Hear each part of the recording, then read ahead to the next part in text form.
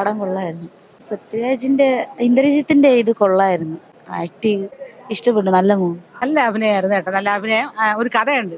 ഇപ്പോഴുള്ള സിനിമക്കൊന്നും ഒരു കഥയില്ല, ഒരു കഥയുണ്ട്.